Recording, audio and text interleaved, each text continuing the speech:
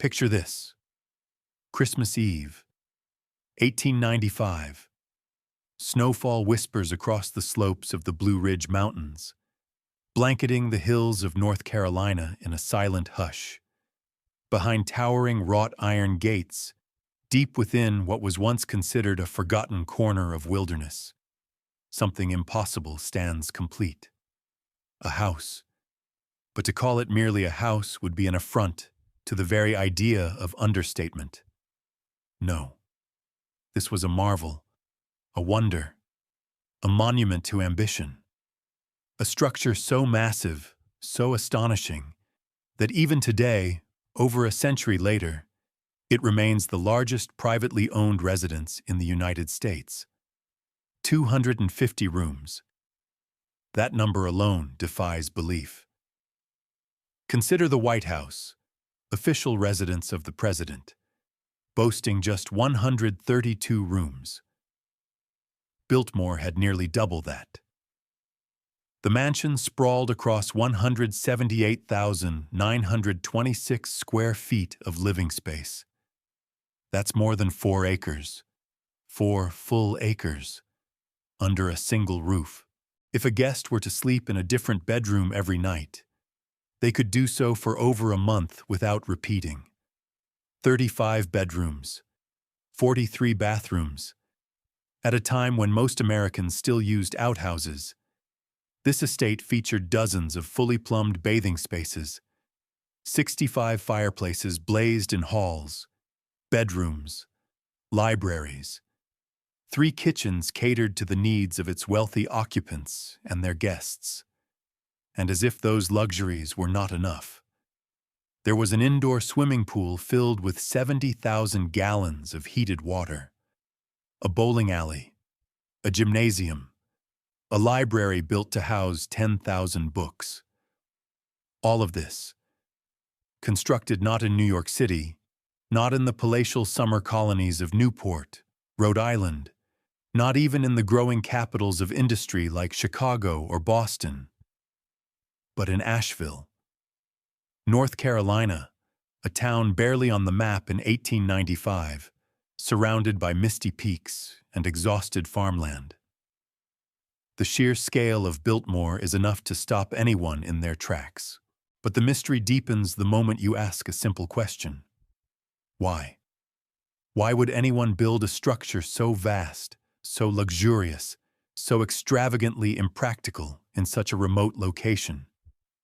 Why here, amid the untamed landscape of Appalachia? The nearest major city was hours away by rail. There were no grand boulevards, no society balls, no financial centers nearby. This was not a place for spectacle or social climbing. Yet here stood Biltmore, a French Renaissance chateau rising from the Carolina soil, incongruous, majestic, and perplexing.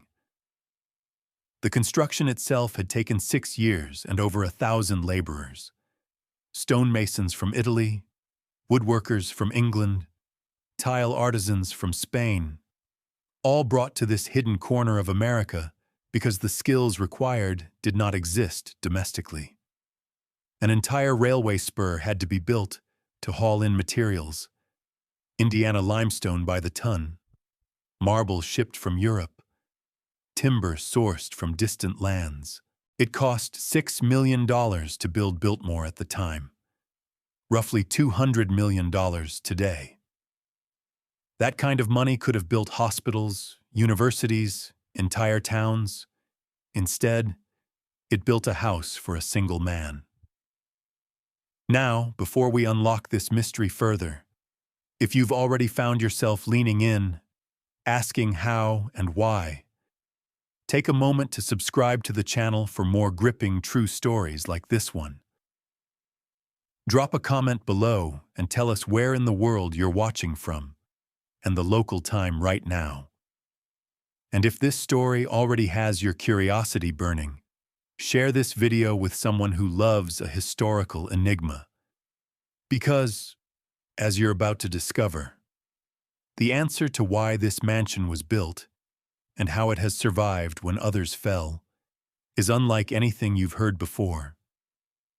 This man was not a steel tycoon or a mining baron. He was not a ruthless magnate with political ambitions. He was not even particularly famous in his own time. His name was George Washington Vanderbilt II, born into unimaginable wealth. George was the grandson of Cornelius the Commodore Vanderbilt, founder of the family's railroad and shipping fortune. But unlike his fiercely competitive and public siblings, George preferred books to business, solitude to society. While the rest of his clan clawed for power in boardrooms and ballrooms, George withdrew into studies of literature, art, and nature. He was intensely private, a scholar in a family of conquerors, and when the time came for him to carve out his legacy, he chose to build not a bank or a railroad, but a house, an idea, a statement. Not just any house, but a refuge from modernity, a masterpiece designed to marry the elegance of European aristocracy with the promise of American land. In an era defined by extremes, extreme wealth, extreme inequality, extreme expansion, Biltmore became the physical manifestation of ambition unshackled by practicality. The Gilded Age had already produced its share of jaw-dropping mansions, but most were built as showpieces in urban centers. They screamed status, invited comparison, and served as arenas for social warfare among America's elite. But Biltmore did not scream. It whispered. It sat quietly among the forests, surrounded by hundreds of thousands of acres of rugged hills. It was not built for society's approval. It was built for peace, for permanence, for the quiet cultivation of beauty. And that is perhaps the first real clue to its endurance. Unlike other Gilded Age estates that were abandoned, demolished, or converted into public institutions, Biltmore was designed from the beginning to outlast its era. Its creator wasn't trying to win a race or outshine his rivals. He was trying to build something eternal. Still, the numbers defy logic. Biltmore has survived more than a century of wars, economic depressions, changing tastes, inheritance taxes, and the collapse of aristocratic culture. Meanwhile, other great homes fell. The Vanderbilt mansions in New York were razed to the ground. The Newport cottages became museums or ruins. The grand homes of tycoons in Chicago and San Francisco were sold off, gutted, or forgotten. Yet Biltmore remains, still owned by George's descendants, still thriving, still standing in the place where no one expected it to last. Its longevity is not accidental. It is the result of vision, sacrifice, and reinvention, of decisions made not only by George but by those who came after him. Each generation faced new threats, financial, cultural, even existential, and each found a way to keep the dream alive. But before we can understand how Biltmore has survived for more than 130 years, we must return to the man who built it, who he was, what he believed, and why.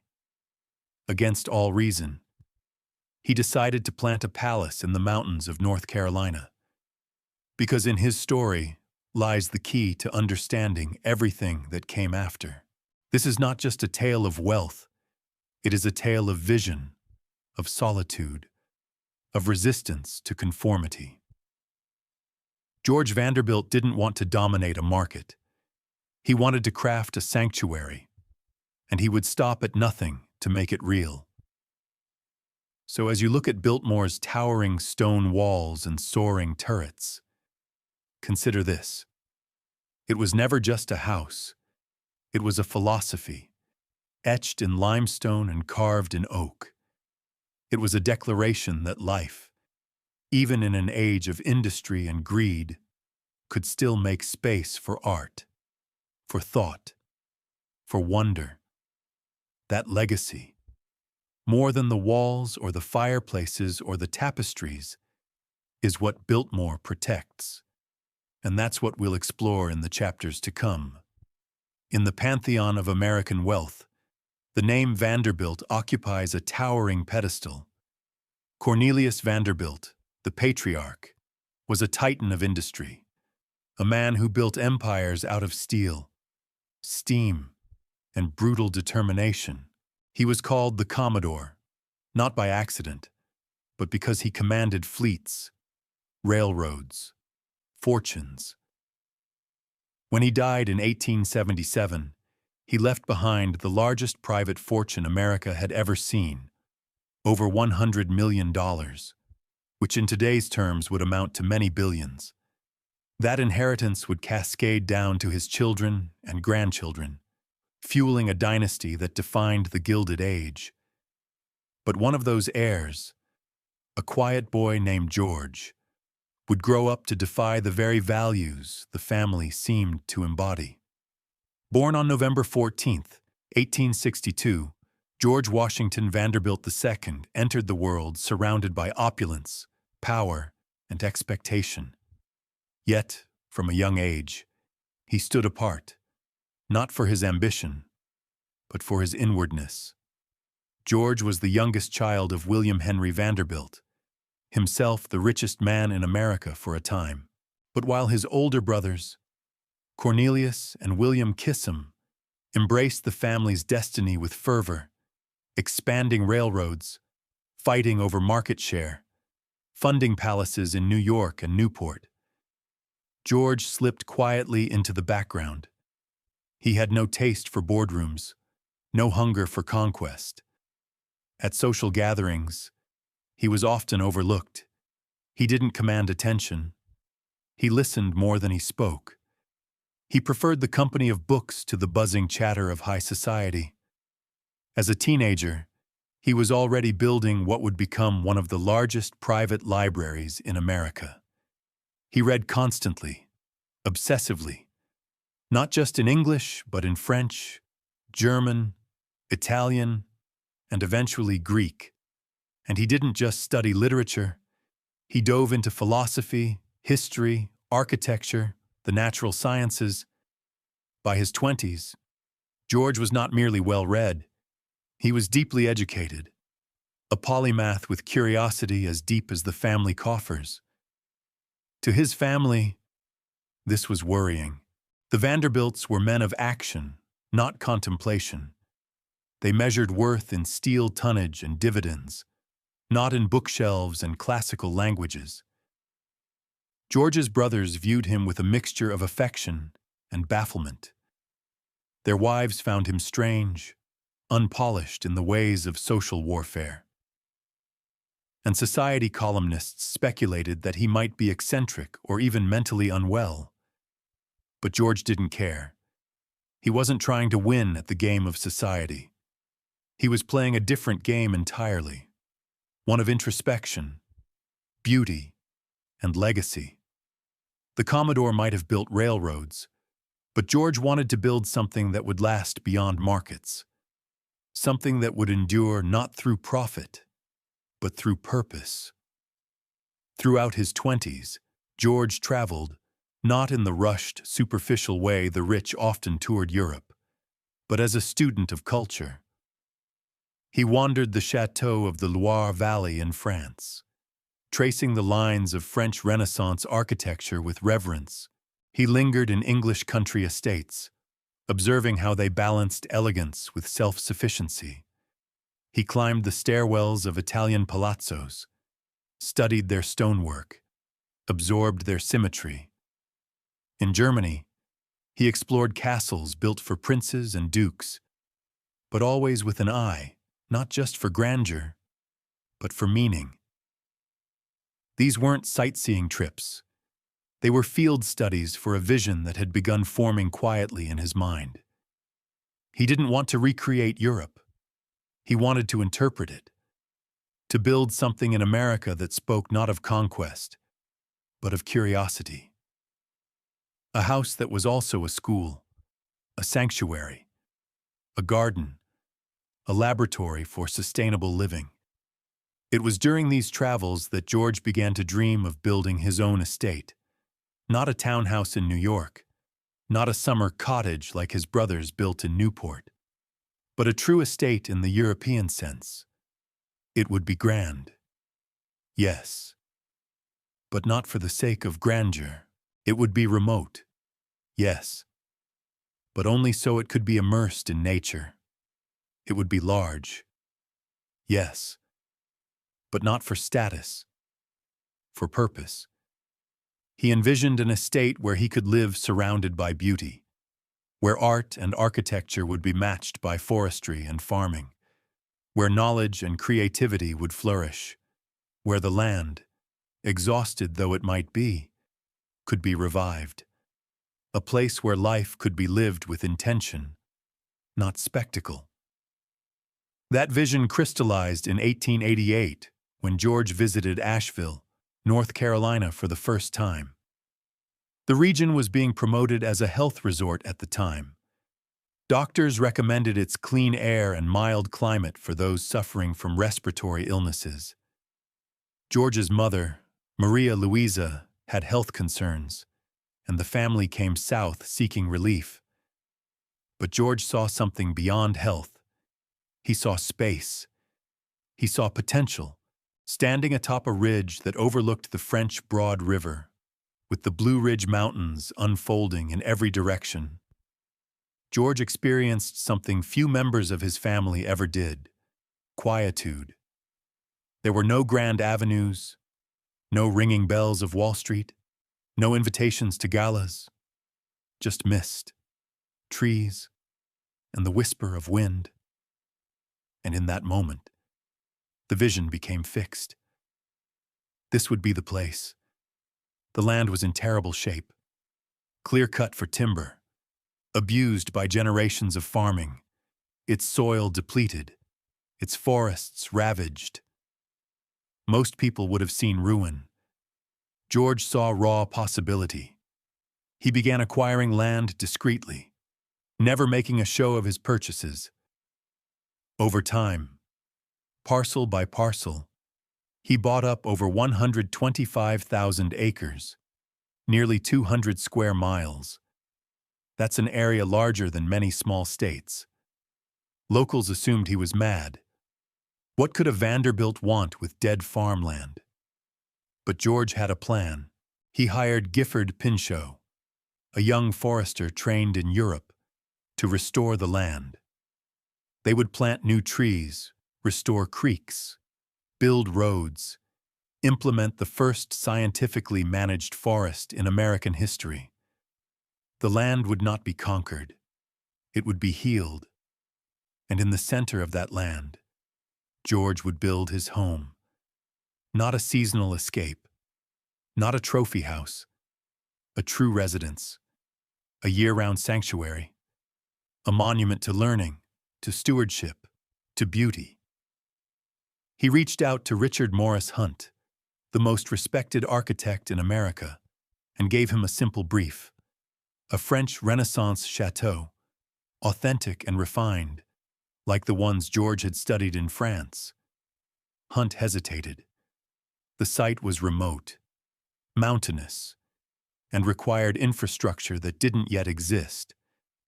But George insisted, and he had the wealth to make anything possible.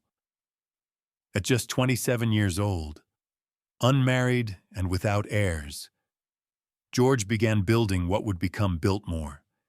His family whispered about his eccentricity. They pitied him.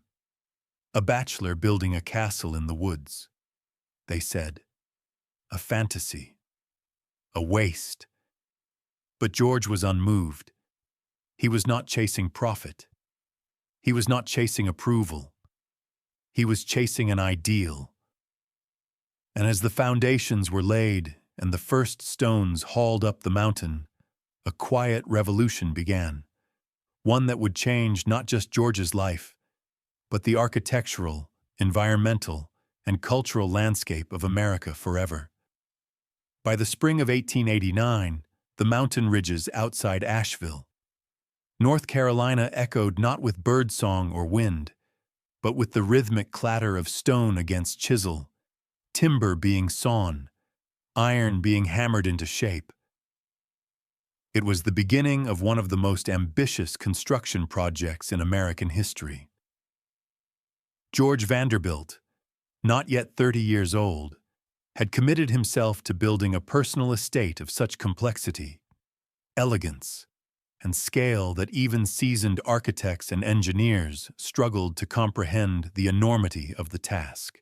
Biltmore was not merely a mansion, it was a logistical miracle, a feat of coordination, patience, and craftsmanship, set in a place few considered suitable for anything but recovery and rest.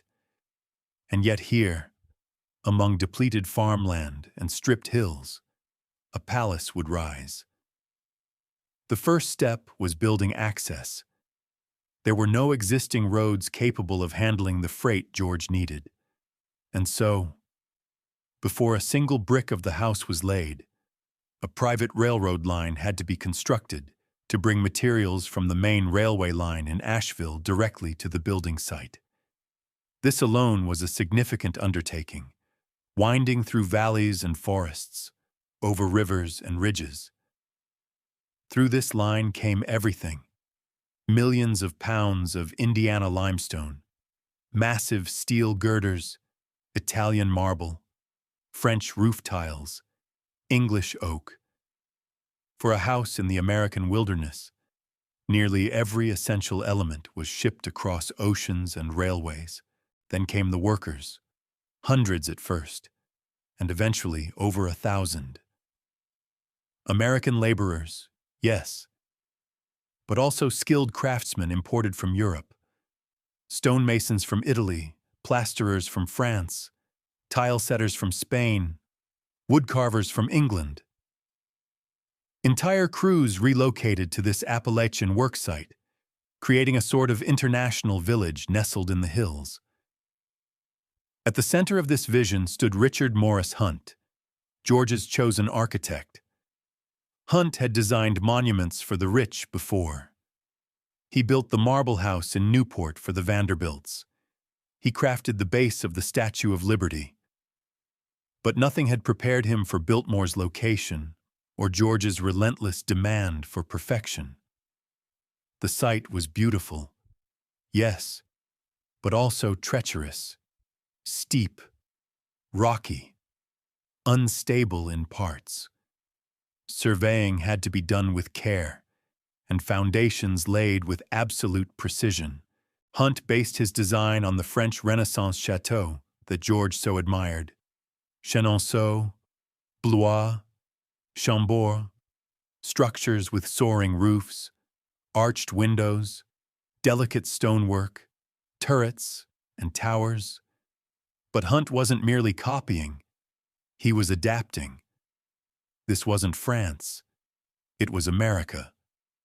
And George insisted the house reflect the best of both worlds. The central structure would span over 700 feet in length. The limestone facade required precise engineering and hundreds of thousands of individual stone blocks. Each piece was carved and numbered off-site, then shipped and assembled with architectural choreography. The details were staggering: balconies of ornate ironwork, dormer windows framed with floral carvings, chimneys more elaborate than entire townhouses. On the outside, it looked like something out of a medieval painting. But inside, it was modern, radically so. George didn't just want beauty, he wanted function. He insisted that Biltmore be equipped with the most advanced technologies of the era. At a time when most Americans still relied on oil lamps and fireplaces, Biltmore had full electrical wiring, powered by its own on-site generator. It had central heating, fed by a complex steam system, and hot and cold running water in every bathroom. The plumbing alone required miles of copper piping. Mechanical refrigeration kept the kitchens cold. There were multiple elevators, actual elevators, so guests and staff didn't have to climb the grand staircases. Fire alarms, an internal telephone system, dumbwaiters, intercoms, all embedded into the stone and wood of a house that, from the outside, looked centuries old. It was a perfect contradiction, designed to evoke the past, built to embrace the future. The level of detail required the expertise of artisans trained in the old European guild systems. Italian stonemasons carved the grotesques and gargoyles that peer from the roofline. French plasterers created elaborate ceilings with floral rosettes and curling vines. English cabinet makers constructed paneling so precise it snapped into place like puzzle pieces.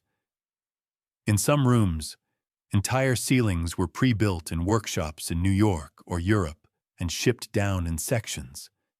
Even the floor tiles had to be laid by hand, each one placed by an expert who understood the geometry and the design. While many American mansions of the time used faux finishes or machine-pressed decorations, Biltmore's details were carved, molded, painted, and installed by hand. Outside, the house had to be complemented by the land. George had not simply purchased a mountain view for the sake of aesthetics. He envisioned the landscape itself as part of the experience. To design it, he turned to the father of American landscape architecture, Frederick Law Olmsted. By this time, Olmsted was already a legend, having designed Central Park in New York, the U.S. Capitol grounds, and the campuses of multiple universities. But he was nearing the end of his career and had little interest in another grand estate. That changed when he saw George's vision. The land was ravaged, over-farmed, clear-cut, lifeless in many places. But George wanted to bring it back to life, and Olmsted understood the magnitude of the opportunity. Together, they crafted a design unlike anything seen in America. They began with reforestation. Thousands of saplings were planted across the hills. Oaks, maples, pines, all selected for their resilience and long-term value. Streams were redirected and rehabilitated. Farmland was tested and improved. Then came the gardens, formal Italian gardens near the house, a walled garden with seasonal blooms, a shrub garden filled with rare species. Each space was designed to reveal the house slowly, to build anticipation as visitors approached.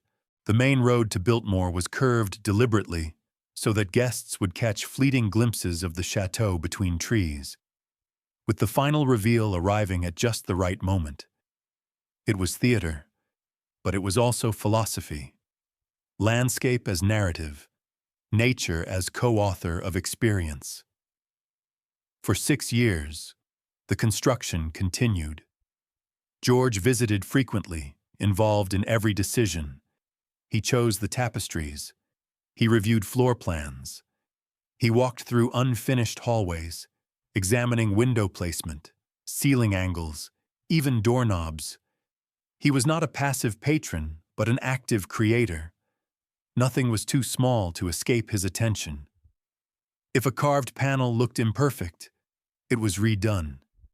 If a tile cracked, it was replaced. Costs soared, timelines slipped. But George never wavered. He wasn't building for speed or budget. He was building for eternity. By the winter of 1895, the house was finally ready for occupancy. As Christmas approached, George invited family and friends to join him for the opening. They came by private train cars, dressed in velvet and wool, wrapped in fur and expectation. What they found took their breath away. Rising above the snow-dusted hills was a structure they could barely comprehend. A French palace in the heart of North Carolina. A dream brought to life with stone, glass, wood, and vision. And behind it all, the quietest Vanderbilt, the one they had dismissed, stood smiling, not with arrogance, but with quiet pride. He had done it. Against every prediction, every doubt, he had brought his vision into the world. What they saw that night was only the beginning. The interiors would take years to fully decorate. The landscape would take decades to mature. But the foundation was laid, literally and symbolically. Biltmore was real, and in the years ahead, it would become more than just a monument to beauty. It would become a home, a sanctuary, and ultimately, a symbol of preservation in a world built for consumption. Imagine arriving at Biltmore on that first Christmas Eve in 1895. Your carriage winds along a 3-mile approach road, carefully engineered to shield the mansion from view until the final bend. Snow clings to the bare branches, and then, suddenly, the trees part. There it stands. The limestone facade of a palace rises above you, its turrets and spires reaching into the smoky blue sky. From a distance, it looks ancient, like it has stood for centuries. But step through the front doors, and you realize something remarkable. This chateau is not just beautiful, it is revolutionary. For all its old-world charm, Biltmore was a marvel of modernity, fusing European aesthetic with American innovation in a way no other estate had attempted. The moment you enter, you're greeted not by a grand hall or formal foyer, but by a garden, indoors. The Winter Garden, a sunlit atrium crowned by a soaring glass dome, is filled with tropical palms, flowering plants, and a bubbling marble fountain. It's a surprising and disorienting space, designed to blur the line between inside and outside. George wanted nature to greet his guests the moment they arrived, and this space served as a living symbol of his design philosophy. Light poured in from the glass ceiling. The tiled floors were warm from radiant heat. It was comfort layered with illusion, and it set the tone for everything that followed. From there, guests would be led into the banquet hall, a room so immense it felt like entering a cathedral. The ceiling rose 70 feet, 7 stories above the floor. Flags hung from the beams, each one authentic, each with a story. The walls were lined with 16th-century Flemish tapestries, their faded colors still rich with scenes of mythology and battle. A triple fireplace dominated the far wall, wide enough for a grown man to stand inside one hearth without touching the sides. And above it all, chandeliers flickered with electric light. Not gaslight, not candles, but wired bulbs powered by a private generator. George wanted his guests to dine in medieval splendor with the flick of a switch. This careful blend of past and future continued in every room. The library, one of George's favorite spaces, was more than just a repository for books. It was a living expression of his mind. 10,000 volumes lined the walnut shelves, many of them first editions in multiple languages. A winding staircase gave access to the upper balcony. A massive globe stood in one corner. The ceiling, painted in vivid detail, depicted mythological scenes, gods, muses, stories that whispered across the ages. A marble fireplace kept the room warm. Chairs were arranged not for display, but for reading, for discussion. This was not a showpiece library designed to impress. It was a sanctuary for thought. Then there was the music room, lavish in its detail, but intimate in its design. It held a pipe organ embedded in the wall, fine tapestries, and furnishings arranged for evening performances and conversation. The breakfast room was flooded with morning light, adorned with original Albrecht Dürer prints and custom china. Even the billiard room, often associated with masculine indulgence, was lined with embossed Spanish leather, each panel installed by hand. The ceiling painted with scenes evoking European hunting lodges. Every space was designed to be both exquisite and usable. George's philosophy was clear. Beauty without comfort was meaningless. But perhaps the most astonishing spaces were the ones guests rarely saw. The bathrooms, 43 of them, were fitted with porcelain fixtures, hot and cold running water, and in many cases, heated towel racks. While most Americans still bathed in tin tubs or visited public bathhouses, George's guests enjoyed private, tiled bathrooms that rivaled the luxury of modern spas. The indoor swimming pool, nestled in the basement, was heated and lit by underwater electric bulbs. At a time when most homes lacked any electricity at all, Biltmore was running power to its pool. The pool's tile work evoked Roman baths, and the entire room was ventilated and heated for year-round use. Guests could descend in robes and slippers, swim beneath arching ceilings, and dry off beside radiators designed to feel like marble benches. Adjacent to the pool was a full gymnasium. It included rowing machines, free weights, wall-mounted ropes, and floor mats. Physical health was not yet fashionable among the upper class. But George, ever forward-thinking, understood its importance. A bowling alley, rare even in urban clubs at the time, gave guests a place for leisurely competition. 2 polished lanes stretched into the shadows, with handcrafted pins and balls. Unlike many other mansions of the era, which featured rooms never truly used, Biltmore's recreational spaces were alive with motion, laughter, energy. Beneath all of this lay a complex network of systems, plumbing, wiring, mechanical refrigeration. The 3 kitchens, one for daily meals, one for baking, and one for grand banquets, were marvels of industrial design. Massive cast-iron stoves dominated the rooms, surrounded by racks of copper pots, sinks with hot and cold water, and early walk-in coolers cooled by ammonia-based systems. Each kitchen was connected to service elevators and dumbwaiters, ensuring that food arrived hot and on time no matter how far the dining room was from the stove. These technological feats were not displayed with pride to guests. They were hidden behind walls, beneath floors, in service corridors. George didn't want the house to look modern. He wanted it to function modernly. He believed that innovation should serve, not show off. His commitment to integrating technology without disturbing aesthetic harmony was decades ahead of its time.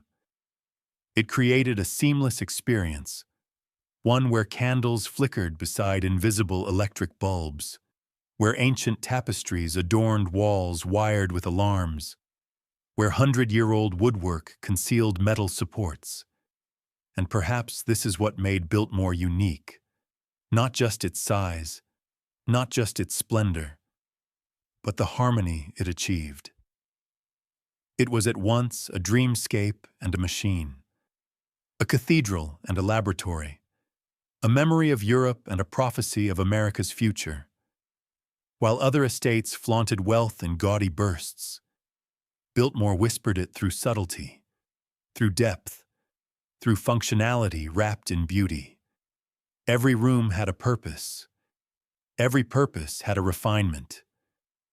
This was not just a house built by a rich man. It was a house built by a visionary. The effect on visitors was profound. No one left Biltmore unchanged. Some were awed, some were envious, some were skeptical. But all agreed on one thing. This place was different. It wasn't trying to impress.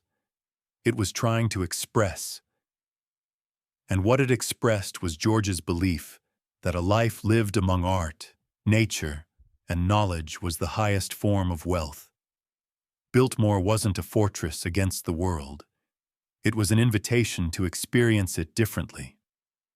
And long after George was gone, this philosophy would shape how the house endured, not as a relic, but as a living, breathing legacy. Behind every grand illusion, there is a hidden mechanism, a machinery that hums out of sight, ensuring that every candle glows, every curtain falls just right, every plate arrives hot. At Biltmore, that mechanism was not made of gears or louvers, but of people, 80 souls whose daily work transformed a mountain chateau into a seamless world of order and beauty. To the casual guest, it all felt effortless. Rooms appeared tidy as if by magic. Fires always crackled at the right warmth. Meals arrived with military precision, each course building to the next, like chapters in a novel. But none of it happened without the labor of an invisible army. If Biltmore was a living organism, these workers were its beating heart, its circulation system, its vital breath. The estate's domestic staff lived primarily in the upper floors of the mansion or in the service wings deliberately separated from guest areas. They were awakened before dawn, often by bells or internal clocks, and moved through the house by hidden stairwells and underground corridors. These passageways were narrow and plain, designed for function, not appearance. They allowed maids, footmen, and cooks to pass unnoticed, their footsteps muffled by thick rugs and cork floors. A good servant at Biltmore was invisible, not because they were unimportant, but because their presence was meant to be felt, not seen. Clean linens on the bed, steam rising from a freshly drawn bath, a fire lit just before the guests stirred, all signs that someone had passed through, but no trace of who. At the top of the household structure stood the house steward, the estate's operational commander. He oversaw all internal affairs, liaised with the family, and enforced rules with calm authority. Beneath him were two powerful figures, the butler and the housekeeper. The butler ruled the dining rooms, the wines, the male servants. He managed the formal rituals of service, silver polishing, table setting, menu coordination. The housekeeper, by contrast, commanded the female staff, oversaw the cleaning of over 200 rooms, and ensured the inventory of linens, soaps, and furniture remained intact. These were not minor roles.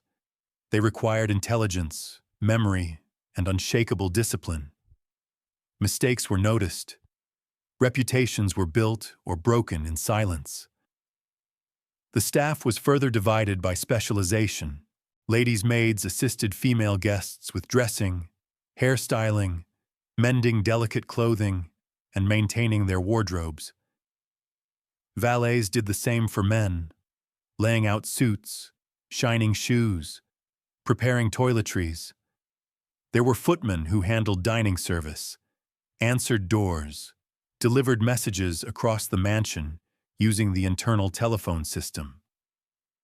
Kitchen staff included a head chef trained in French cuisine, sous chefs, kitchen maids, and scullery workers who scrubbed pots until their hands cracked. Biltmore's 3 kitchens operated like clockwork, each handling a specific domain. Coordination was essential, especially during formal dinners, which might involve 12 or more courses, each one requiring separate preparation and precise timing. The laundry team faced one of the most relentless workloads on the estate. Every day they processed endless piles of linens, bed sheets, towels, tablecloths, personal garments. The estate had modern washing machines by the standards of the time, but the labor was still grueling. Heating water, scrubbing, rinsing, wringing by hand, hanging in long rows to dry. Then came ironing and folding. The estate ran like a luxury hotel, but without the luxury of external suppliers. Everything had to be maintained on site. The work was repetitive, physical, and exhausting. Yet it was done with quiet pride, because service at Biltmore was considered the pinnacle of domestic employment. Even the servants' quarters reflected this pride. While modest, they were private and clean, far better than what most domestic workers endured elsewhere. Each staff member had a small room with a bed, a washstand, and sometimes a window. They ate in communal dining rooms, separate for male and female staff, with meals prepared by their own cooks. On Sundays, some were given afternoons off. There were strict rules of conduct. No fraternizing across ranks. No speaking unless spoken to by family or guests, and an expectation of discretion that bordered on secrecy. These rules were enforced not just by supervisors, but by peer pressure. A breach of decorum could result in instant dismissal and a tarnished record. Outside the house, an even larger staff managed the estate's agricultural and forestry operations. Gardeners tended to Olmsted's intricate landscapes. Their work required constant attention, trimming, planting, removing weeds, maintaining greenhouse stock. The gardens were living sculptures, changing with the seasons, and no detail could be left to chance. Grooms cared for the estate's horses, polished saddles, cleaned stalls, and ensured that carriages were spotless. Farmers managed the dairy herd, pigs, poultry, and orchards, producing food not just for the family, but for staff and local markets. There were mechanics, blacksmiths, carpenters, each responsible for keeping the estate's infrastructure intact. And then there were the foresters, who worked to restore over 100,000 acres of ravaged land, planting trees, managing erosion, and maintaining trails. It's difficult today to imagine how labor-intensive life was before mechanization. A single guest might require the attention of 5 or 6 different servants across a day, and multiply that by dozens of guests, plus the daily maintenance of the estate itself, and the workload becomes staggering. Yet things rarely broke down. That was the measure of success: smoothness, invisibility, the illusion of effortless beauty. Most visitors never thought twice about the human machinery behind the curtain. That was by design. George Vanderbilt, to his credit, treated his staff well for the era. He offered competitive wages, proper housing, and opportunities for advancement. He respected professionalism, and while he demanded excellence, he was not cruel. Edith, after their marriage, would continue this tradition, enforcing high standards while also cultivating loyalty. Many staff members stayed for decades, becoming woven into the fabric of Biltmore's story. They watched Cornelia grow from a child to a young woman. They mourned George's passing. They knew every corner of the house in ways no guest ever could. Still, the cost of this invisible machine was enormous. Salaries, uniforms, food, housing, and medical care added up to a sum that even the wealthy struggled to sustain indefinitely. As time passed and America changed, the cracks began to show. Other Gilded Age mansions collapsed under the weight of their own opulence. Families could build but not maintain. Fortunes were taxed, heirs were indifferent, and the staff required to keep such estates functioning dwindled. But for a time, perhaps the last time in American history, Biltmore ran like a dream. A fully functioning aristocratic household in a democratic nation, built on the backs of those whose names were not carved in stone, but without whom the stone would have crumbled. In the years following Biltmore's grand opening, its massive rooms and manicured landscapes began to fulfill a second purpose beyond the original vision of quiet retreat. Though George Vanderbilt had no desire to host lavish, raucous affairs like his siblings in Newport or Manhattan, he was not entirely withdrawn from society.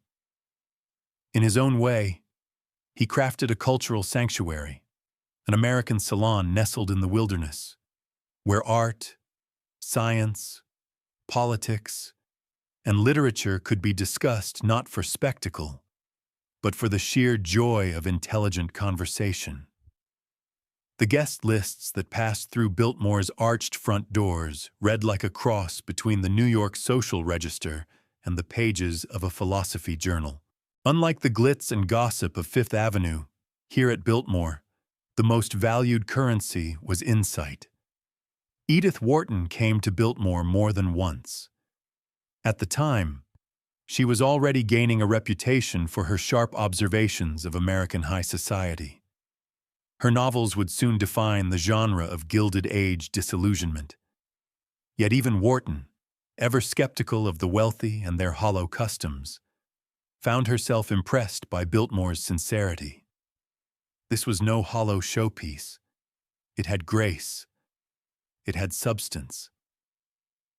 She and George shared a deep love for European literature and architecture. One could imagine them seated in the library, debating the legacy of Balzac or comparing translations of Dante. There was no orchestra playing in the next room, no shouting over champagne, just two minds, meeting in a space built for thought. Henry James, another literary titan, also visited. Known for his intricate explorations of Americans grappling with European culture, James must have found Biltmore both ironic and inspiring. It was, after all, a European-style chateau built by an American attempting to outdo the Europeans in their own aesthetic language. But unlike the empty excess that James often criticized in his writing, he found something else here: authenticity. George wasn't trying to impress with flash. He had studied every element of what he built: the tapestries, the woodwork, the structure of the gardens. None were chosen carelessly. They were part of a living composition. James, ever perceptive, likely recognized that this was not just a house. It was a philosophy made real. Other guests brought a different kind of energy. Alice Roosevelt, the wild and brilliant daughter of President Theodore Roosevelt, visited Biltmore as a young woman, famous for her rebellious streak, smoking in public, keeping a pet snake, and openly mocking politicians. Alice brought electricity wherever she went. At Biltmore, she swam in the indoor pool, explored the vast halls, and reportedly declared the estate the only house south of Washington worth visiting. Her wit was sharp, her charm undeniable, and her stories would later captivate party guests in Washington and New York for decades. Biltmore, for her, was not just luxurious, it was alive. John Singer Sargent, the portrait artist whose paintings now define our visual memory of the Gilded Age, also passed through Biltmore's doors. He didn't just come to dine, he came to paint. One of the rare artists welcomed into the highest circles of American wealth. Sargent saw in Biltmore a canvas of possibilities: the light, the architecture, the quiet nobility of the rooms. His portraits captured not just the faces of his subjects, but the atmosphere around them. In Biltmore, he found spaces worthy of that brush, rooms where texture, shadow, and character converged into something timeless. But it wasn't all salon talk and portraits. Biltmore hosted practical gatherings too. Scientific minds were invited to consult on forestry management, agriculture, and conservation. George had no desire for Biltmore to be a symbol of waste. He wanted it to demonstrate how land could be used wisely. Experts came from universities and government offices to see how the estate's farms and forests were managed. They walked the fields, tested soil, studied tree growth, and offered guidance. These weren't ceremonial visits. They were working collaborations. Biltmore became not just a beautiful estate, but a kind of living laboratory, one that proved sustainable practices could coexist with elegance. Still, the house wasn't immune to celebration. Holidays brought an air of quiet grandeur. Christmas was a particular favorite of George's. Every year, a massive tree was raised in the banquet hall, its branches heavy with candles, ornaments, and garlands. The fireplace roared beside it, its triple hearth filled with light. Guests would gather for carols in the winter garden, their voices rising among palms and poinsettias. The servants worked tirelessly, of course, but even they were not forgotten. George and Edith insisted on proper holiday meals for the staff, bonuses, and small gifts to show appreciation. It was a rare example of mutual acknowledgement in an era not known for its kindness to workers. Weddings, too, graced the halls. Relatives visited for extended stays, occupying the dozens of guest rooms prepared for every imaginable preference. Some guests stayed for weeks, hunting in the surrounding woods, riding horses across the restored hills, dining beneath ceilings painted with myth. And yet, no matter the event, there was always a restraint to it. George's gatherings lacked the competitive edge of the New York balls where debutantes were paraded and fortunes flaunted. Here, it was about elegance without edge, conversation without conquest. In that sense, Biltmore redefined what a social estate could be. Rather than performing wealth, it embodied cultivation. It brought together thinkers, artists, and statesmen in an environment that encouraged more than gossip. It encouraged reflection. Biltmore didn't ask who you were or what you owned. It asked what you thought, what you had read, what you believed could be beautiful. For George, the social world was not something to be dominated. It was something to be elevated. And in his great house in the hills, that elevation became real. Of course, even this sanctuary could not protect him from time. As the years passed, the estate remained alive with activity. But George himself remained a solitary figure in many ways. He was generous with his guests, warm in conversation, deeply respected, but he was also alone. Approaching 40, unmarried, childless, many began to wonder if the house he built would ever be a true home. The rumors began to swirl. Would Biltmore pass to cousins? Would it be sold? Could such a dream survive beyond its dreamer? And then, quietly, unexpectedly, everything changed. George fell in love. Her name was Edith Stuyvesant Dresser, and when George Vanderbilt met her in Paris in 1898, it was as though the final piece of a lifelong puzzle fell into place. She was graceful, intelligent, and composed in ways that suggested not just refinement, but resilience. Edith was not a young debutante eager for society's attention. She was 32, a widow, and well-traveled.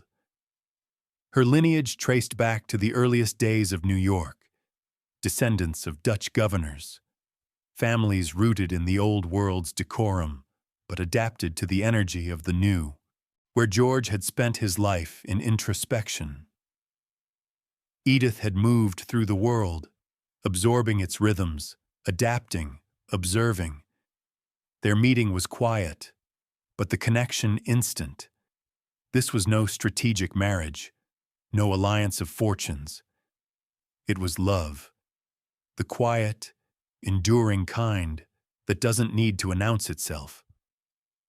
They married in Paris in a small ceremony that fit George's temperament. Private, thoughtful, deeply personal. There were no newspaper columns detailing the guest list, no photographers, just family and a few trusted friends. Afterwards, the couple returned to Biltmore, and with Edith's arrival, the estate entered a new phase. George had built a masterpiece, but Edith would give it life. She understood instinctively what the house needed. Not more decoration, not more furniture, but rhythm, warmth, balance.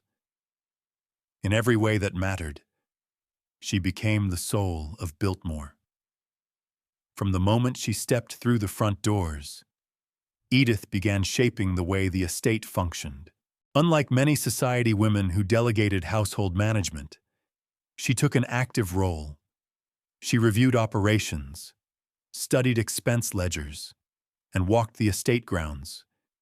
She noticed inefficiencies, restructured staff roles, and introduced systems that brought order without sacrificing grace. George, for all his vision, had never truly concerned himself with cost. Edith, with quiet precision, began to steady the finances. She wasn't cutting corners. She was applying wisdom. Her changes were not abrupt or cruel, but deliberate, always guided by one principle: to preserve the integrity of what George had created while ensuring its survival. Within a year of their marriage, Edith was pregnant. On August 22, 1900, their daughter Cornelia was born at Biltmore. At last, the nursery corridors were filled with purpose. The grand halls no longer echoed with only adult voices and scholarly conversations. The estate had an heir, a child whose earliest memories would be shaped by gardens, libraries, and vaulted ceilings. George was elated. He adored Cornelia and took great pleasure in reading to her, walking with her through the grounds, introducing her to the wonders of nature and art. For a man who had lived so much of his life in solitude, fatherhood brought a softening, a quiet joy, and Edith, ever practical, made sure her daughter was raised not in luxury alone, but with awareness. Despite the sheer scale of Biltmore, Edith was determined that Cornelia grow up grounded. She imposed structure on the child's days, lessons in languages, music, science, as well as gardening and practical skills.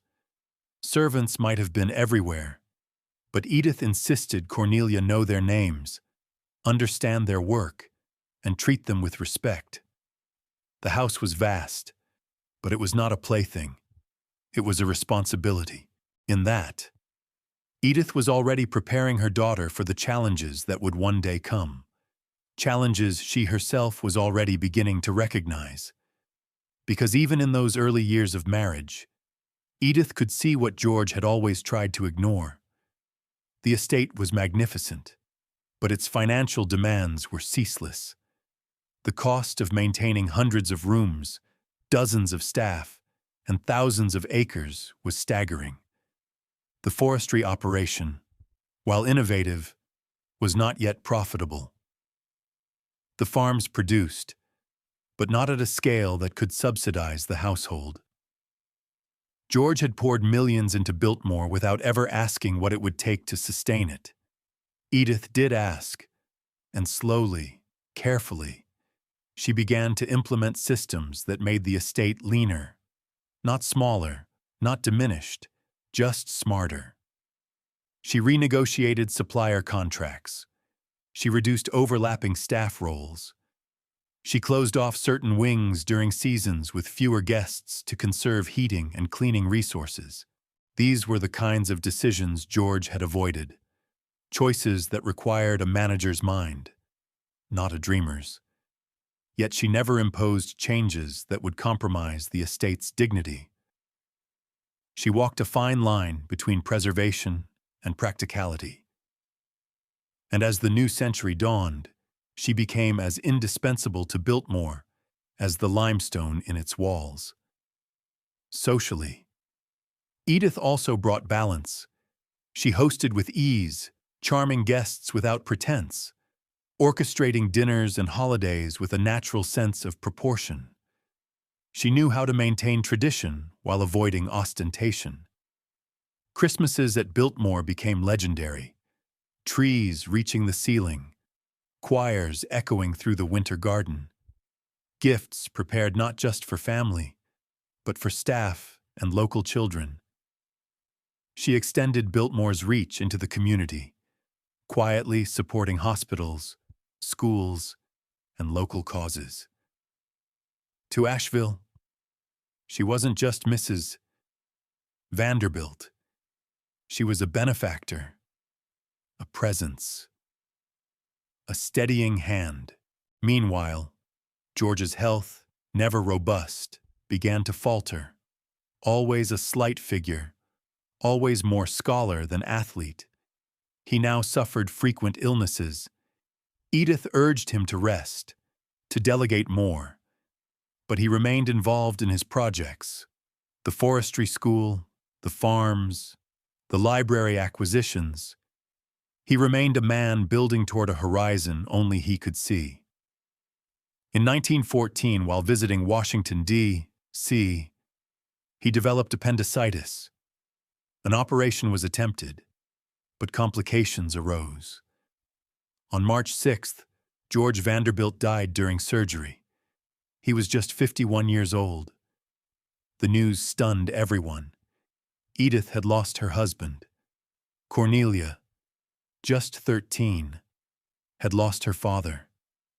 And Biltmore, his vision, his life's work, had lost its creator. Grief came in waves, but Edith didn't have the luxury of retreat. Almost immediately, she assumed control. The estate was now her burden, her calling. While many expected her to close the house, to sell, to retreat to Europe, she chose something else. She chose to fight for what George had built. She knew what it meant. She knew what it cost, and she would not let it die. The year George Vanderbilt died, 1914, was also the year the world began to unravel. Just months after his unexpected death in Washington, D.C., war erupted in Europe. The old order, the world George had admired, studied, emulated, was collapsing under artillery and fire in the Blue Ridge Mountains of North Carolina. Edith Vanderbilt stood alone, a widow at 49, a mother to a teenage daughter, and now the sole steward of the largest private estate in America. Her grief was personal, piercing, but it would have to wait. Because Biltmore, with its endless halls and unceasing demands, did not mourn. It consumed. In the immediate aftermath of George's death, Edith did what many found unthinkable. She took complete control. Not in name alone, not as a figurehead. She involved herself in every detail of the estate's operations. She reviewed payroll ledgers, examined forestry maps, walked the farmland, spoke with staff, and questioned every purchase. Where George had been a philosopher, she became a general. She saw the accounts herself. The income from the estate's agricultural production and timber was not enough. The expenses, already vast, were growing. The cost of maintaining servants, repairing infrastructure, importing supplies, each line item bled the balance sheets. Biltmore, as it had been designed, was magnificent. It was also financially unsustainable. She made difficult decisions. Some staff were dismissed, not en masse, but strategically. Unused rooms were closed off. Heating systems scaled back. Entertaining was reduced dramatically. The chandeliers still sparkled, but less often. She focused the estate's energy on what could produce real value: its farms, its dairy, its forestry program. Edith brought in modern agricultural consultants and pushed for more scientific, efficient management. The estate was no longer a sanctuary for leisurely philosophical pursuits. It was a battlefield of balance sheets and weather reports. Meanwhile, Cornelia, their daughter, was growing up fast. She had spent her early years playing in Biltmore's sun-dappled corridors, fed by wonder and surrounded by quiet wealth. But with George gone and the world changing rapidly, Edith made another decisive choice. She sent Cornelia to school, away from Biltmore, away from the protection of tutors and the rituals of estate life. In New York, Cornelia lived with relatives, attended real schools, took subways, walked city streets. It was not what anyone expected of a Vanderbilt heiress. But Edith knew her daughter needed to face the world as it was becoming, not as it had been. It was a painful decision, but like everything Edith did during those years, it was necessary. By 1917, America had entered World War I. Edith, who had once played hostess to literary giants, now turned her attention to food production and national service. The estate's farms contributed milk, vegetables, and meat to the war effort. War bonds were promoted, local fundraisers held, and some of the younger male staff enlisted. The forests continued to be managed under scientific principles, but now with an eye toward national need. The once grand rooms that had hosted chamber music and literary debates now held strategy meetings, agricultural planning sessions, and inventory reviews. The world no longer had time for excess, and neither did Biltmore. The 1920s, often remembered for their jazz and roaring optimism, were different in the mountains of North Carolina. Edith continued to hold the line. Income taxes, introduced just a few years earlier, were rising sharply. The estate tax system had begun to punish inherited wealth with aggressive levies.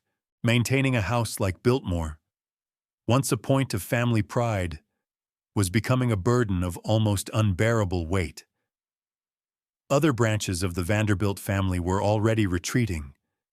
The vast townhouses of New York were being sold off, demolished, replaced by apartment buildings and retail. The summer mansions in Newport, once symbols of dominance, now sat dark through the seasons, too expensive to operate. Edith, watching all this, knew what was coming, and she began to prepare. In 1924, Cornelia was married at Biltmore in a ceremony that briefly revived the house's grandeur. The rooms were filled again, the fireplaces blazing, the music rooms echoing with voices. But beneath the celebration, Edith was already considering what would come next. The pressure mounted. The economy was slowing. Estate costs had not dropped. Her daughter, now married, would soon move on, and Edith would be left alone again in a house that refused to shrink. Then came the blow that almost ended everything. In 1929, the stock market collapsed. Banks failed. Companies vanished. Millions were thrown out of work. Fortunes, even great ones, disintegrated almost overnight. Edith's own investments lost value. Biltmore, already expensive to maintain in good times, became nearly impossible to sustain in bad. Credit tightened. Donations dried up. Visitors, who had once arrived in luxury rail cars, now struggled to feed their families. And through it all, Biltmore remained perched above the hills, magnificent and mute, a symbol of an age the world no longer wanted to remember. most would have surrendered. Many did. Dozens of great estates across the country were sold off or abandoned during the Depression. They were carved into subdivisions, stripped of art and wood, bulldozed, or turned into boarding schools and institutions. Edith faced the same choice. She could close Biltmore, sell it, walk away. No one would have blamed her. But she didn't. Instead, she made a decision so radical, so unprecedented, it shocked the very social circles that once crowned her queen. In 1930, Edith opened Biltmore to the public. For $1, anyone could tour the ground floor of the mansion, the banquet hall, the library, the winter garden. Rooms that once welcomed only aristocrats now welcomed schoolteachers, farmers, travelers. There was no shame in it, though society whispered otherwise. For Edith, it was not a surrender. It was a transformation. Biltmore had been built to inspire. Now it would inspire a different kind of visitor. Ordinary Americans, struggling through a world in collapse, would walk through the halls and see what vision and craftsmanship could create. For a few hours, they would leave behind their own crumbling world and enter one where beauty still endured. The revenue, modest at first, helped stabilize the estate. The staff was reduced further, but not eliminated. The gardens were maintained, if not expanded. The doors stayed open, and through those doors walked the future. Biltmore would never be what it was under George, a private retreat from the world. But under Edith, it became something just as powerful, a shared dream, a national treasure. A reminder that some things, once built, should not be allowed to vanish. As the 1930s wore on and America staggered beneath the weight of the Great Depression, Biltmore's towering stone silhouette stood as a relic of another time, an echo of grandeur rising above the struggling towns below. But unlike so many Gilded Age homes that fell into ruin or irrelevance, Biltmore refused to die. That refusal, however, came at a price. The house had changed. It was no longer just a private residence, no longer only a symbol of legacy and lineage. It had become a hybrid, a living monument, part family home, part public curiosity. And Edith, who had turned the key to its survival, now faced a new and more complex battle, preserving its dignity while keeping it alive. The revenue from public tours helped. Guests paid a modest fee to wander through the first-floor rooms. They marveled at the tapestries, the massive fireplaces, the illusion of a vanished world. But the costs were still enormous. Heating a house of that size through mountain winters, maintaining gardens, paying staff, repairing roofs, none of it came cheaply. Edith realized quickly that $1 tickets wouldn't be enough. Something larger had to be sacrificed. And so, in 1932, she made the most painful decision of all. She sold 87,000 acres of the estate to the federal government. The land, once clear-cut and exhausted, had been restored by George's forestry vision. It had value now, ecologically, financially, symbolically. It would become part of Pisgah National Forest, one of the first national forests in the eastern United States. It was a heartbreaking loss, reducing Biltmore's footprint by more than 2/3. But it was also an act of preservation. Edith wasn't selling to developers or speculators. She was protecting the land in perpetuity. It would remain forest, remain wild, remain part of the dream. And in doing so, She secured enough capital to stabilize what remained. With the estate reduced to roughly 8,000 acres, Edith refocused her energy on the core: the house, the gardens, the farms. She continued to manage operations into the late 1930s, now in her 60s but still sharp, still involved. She wasn't just maintaining a building. She was maintaining an idea that art and land and history could be stewarded, that even in a world obsessed with progress and speed, there was value in slowness, in care, in continuity. Visitors continued to arrive, sometimes in buses, sometimes on foot. They didn't come for spectacle. They came for wonder. Then came another war. World War II cast its shadow across the globe, and even in the remote hills of North Carolina, fear crept in. In 1942, the National Gallery of Art in Washington, D.C., approached Edith with a request that was both unexpected and profound.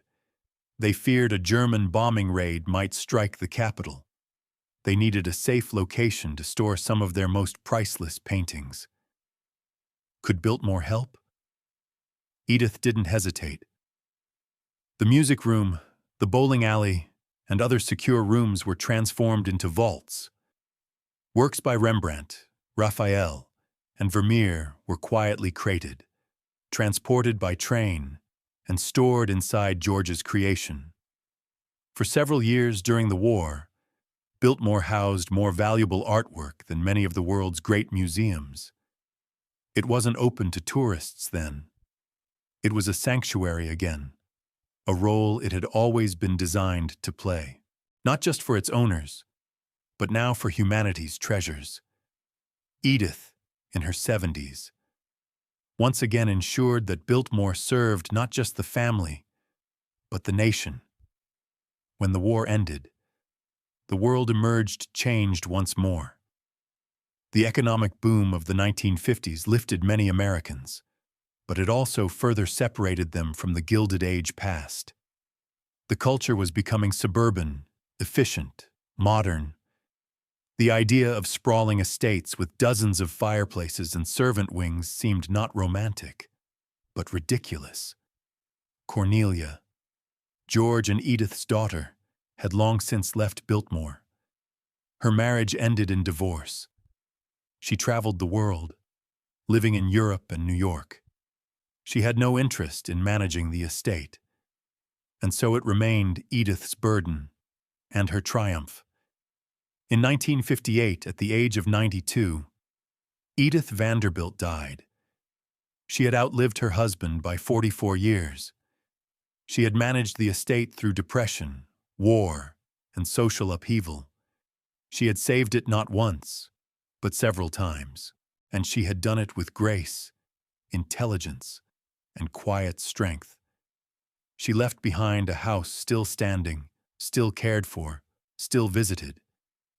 In an era when almost every other Gilded Age mansion had been reduced to rubble, condos, or museums, Biltmore remained family-owned, family-run, and structurally intact. But with Edith's death, a new challenge emerged. What now? George's grandson, William Amherst Vanderbilt Cecil, stepped forward. Educated at Harvard, sharp in business, and possessing the quiet determination of his grandfather, William understood immediately what was at stake. By the early 1960s, Biltmore was at a crossroads. The cost of maintenance had not decreased. Property taxes, labor costs, and utility bills piled up. Inheritance taxes threatened to force a sale. And the modern world was not naturally inclined toward preserving monuments of aristocratic ambition. The question was no longer whether Biltmore could be saved. It had been. The question was whether it could now evolve. William made a decision that would again shape the course of the estate. Biltmore would become a fully professional enterprise, no longer a half-private, half-public relic. It would become a destination, a business, a model of how legacy could meet sustainability. He expanded marketing efforts, improved the visitor experience, hired preservation specialists, and studied how other estates in Europe managed to survive. He was not interested in turning Biltmore into a theme park. He wanted it to remain authentic, but authenticity, he knew, required structure. The estate continued to open new areas to the public, introduced guided tours, educational programs, and seasonal events. A more robust preservation plan was developed to protect the delicate interiors. Staff were trained not just in hospitality, but in history. The narrative of Biltmore was no longer just a family story. It was a national one, and still, William knew that tourism alone might not be enough. The future, once again, would demand something more, something creative, something bold. Stand today at the gates of Biltmore and you are met not with silence or decay, but with a bustling hum of life. Cars turning into tree-lined drives, visitors arriving from across the country, children peering up in awe at stone gargoyles that once watched over Vanderbilt guests in hushed reverence. What should be a relic, a shell of Gilded Age excess, is instead vibrant. More than 130 years after it first opened its doors on a snowy Christmas Eve, Biltmore is not only still standing, it is thriving. A private home turned public marvel, a historic estate turned national destination, a dream that somehow, impossibly, survived. When William Amherst Vanderbilt Cecil took over the reins in the 1960s, he understood that survival was no longer enough. The family had already accomplished that, thanks to Edith's decades of stewardship. Now it was about reinvention. Could a Gilded Age mansion function not as a charity case or a fading symbol, but as a sustainable enterprise? William believed it could, but only if approached with vision and discipline. His plan began with tourism. The estate had been welcoming guests for decades, but the experience was basic. William professionalized it.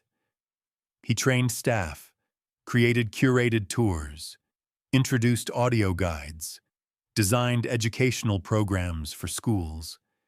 He invested in preservation, installing climate control, lighting upgrades, and systems to protect art, furniture, and books from environmental damage. Yet even as visitors increased, he saw the limitations. Admission tickets alone would never fully fund the estate. So, he diversified. Biltmore would become more than a house tour. It would become an experience. One of his first major innovations was the introduction of a winery. Using part of the estate's farmland, he established Biltmore Estate Winery, which would go on to become one of the most visited wineries in America. Grapes were grown on site. Wines were bottled under the Biltmore label. Tours, tastings, and retail followed. Guests could now sip Chardonnay surrounded by the very hills George once walked, taste luxury rooted in history. The next addition was hospitality. In the early 2000s, Biltmore opened the Inn on Biltmore Estate, a luxury hotel designed not to mimic the mansion, but to complement it. It offered guests the chance to stay on the grounds, to wake up to the same mountain sunrise George once admired. A second, more casual hotel followed. Restaurants were added, shops, seasonal festivals, weddings and corporate events were booked. Trails opened for hiking and horseback riding. The estate became a living organism, one that adapted with each season, each year, each generation. Crucially, through all this change, the house itself was protected. The banquet hall still displays its towering tapestries.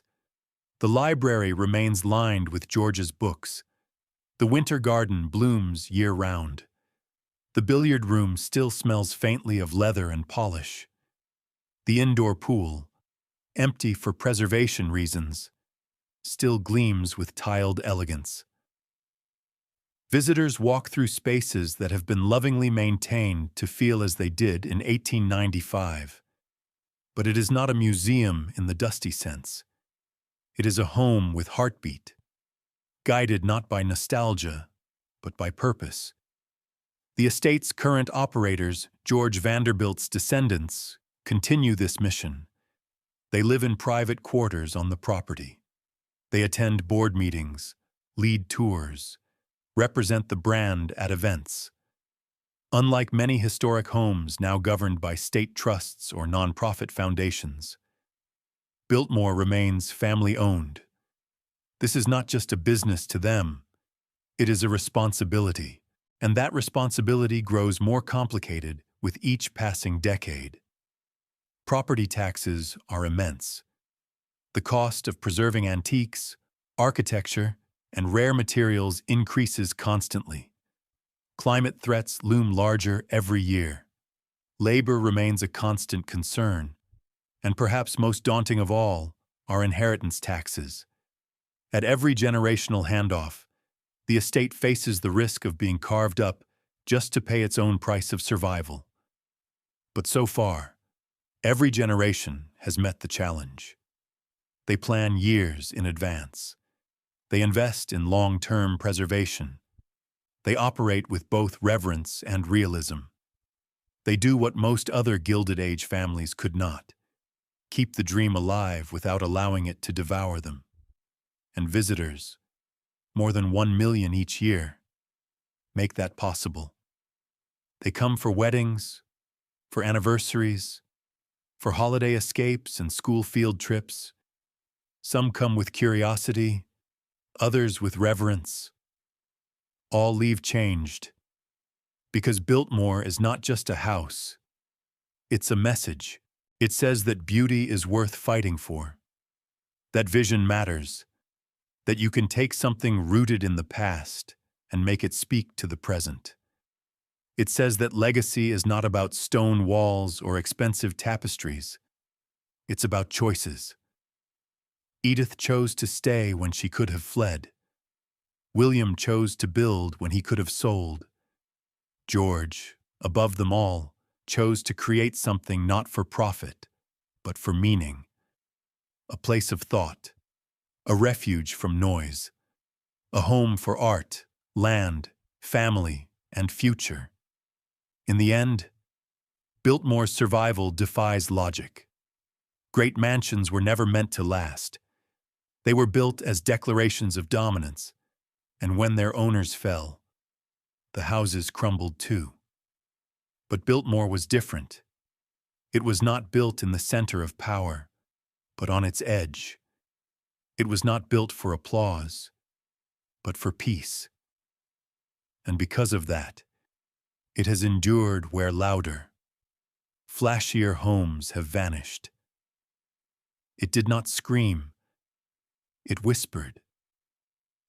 And that whisper has now lasted over a century. If you walk its halls today, pause in the library.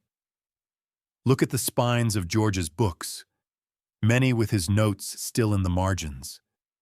Step into the winter garden and look up at the glass dome that turns daylight into magic. Stand in the banquet hall and let your eyes climb the towering walls, the flags, the gargoyles. You are not just seeing architecture, you are seeing resolve, vision, stewardship. You are seeing what happens when someone builds not for themselves alone, but for the future. And as you exit those great doors and look back at the limestone walls, remember this: Biltmore was never too big to fail. It was simply too beloved to lose.